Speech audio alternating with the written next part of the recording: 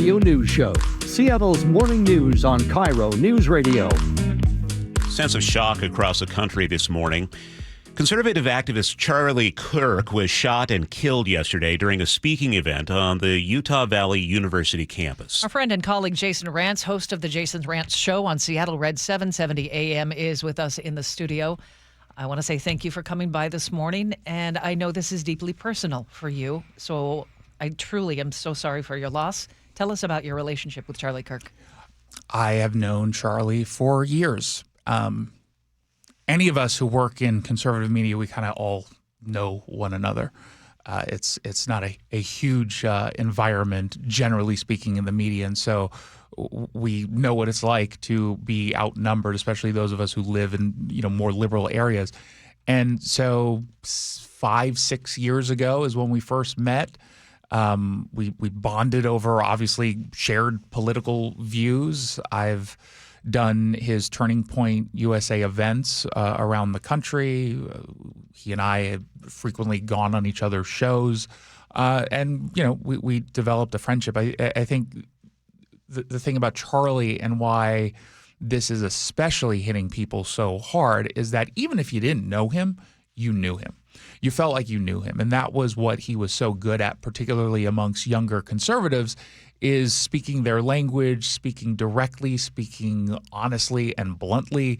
And he always took time, and you will hear and probably have already heard countless stories of younger conservatives who got time with him just to talk and go through how they feel on college or high school campuses, and it's an immense and profound loss.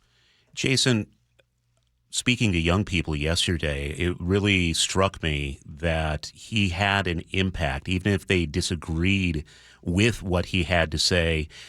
Young people, especially those in high school, college, knew Charlie Kirk. So what was behind that? How was he able to make that connection? He actually spoke to them, and he spoke directly to them, not at them, not to adults and hope that they would pick up. He spoke and went directly to their campuses, and that was the whole point of Turning Point USA, is to go to campuses and actually speak to them. For the longest time, conservatism was defined by liberals on college campuses or at high schools.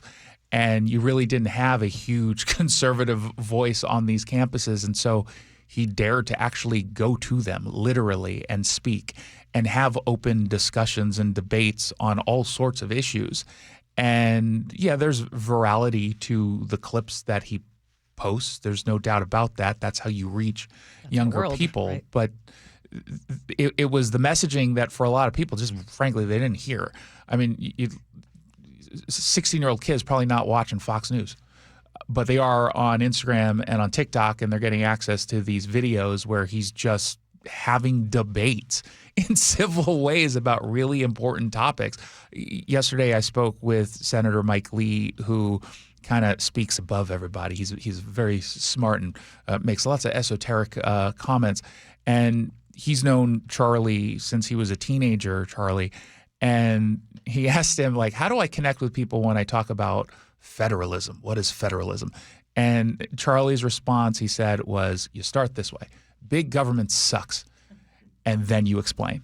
And that's how you reach younger audiences. President Trump has said he could have been president one day. Do you agree? Absolutely. I think anyone who knew Charlie and watched him speak could see how easily he can connect with people and how charismatic he was and how very smart. It's annoying to see how he's been characterized by some who clearly didn't know Charlie at all or even spend any time watching his content. But they cherry pick comments out of context intentionally with the intent of smearing him, because that's the cultural rot I think that we're experiencing right now. But go back and watch any one of his speeches. Spend more than just 12 seconds on a clip taken out of context, and you'll know exactly what he's saying and why he's saying it. I feel sick because, this starts with President Trump getting shot. Then you have Governor Shapiro's home nearly being burned down. You have the Minnesota lawmaker killed, and now Charlie Kirk killed. We're not talking to each other anymore. What's going through your mind when you see violence instead of words being used? I see it happening a long time, and I see a lot of folks who completely ignored it for a long time. You know, I try not to get political in times like this, although I don't know if you can completely separate this. But, I mean, we had political violence in 2020 that gone almost completely unaddressed by large-scale left-wing media outlets. Sorry, that's just the reality. And when we would call it out, we would be told that we're lying, that we're just making it up. We have violence taking place in Portland outside of an ICE facility almost nightly, not really getting a whole lot of attention. Locally it is, but nationally it's not. They're pretending it's not really happening.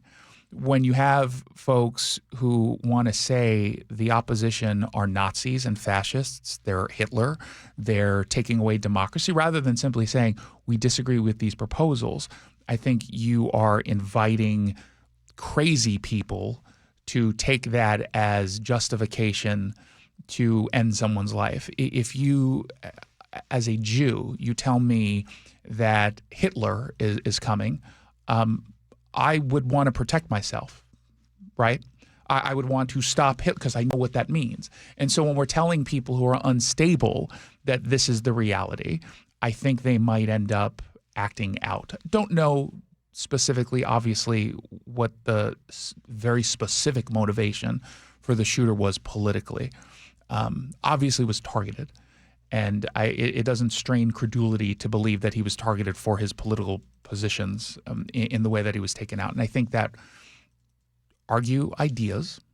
Ideas can be awful, but stop going after the people in this way.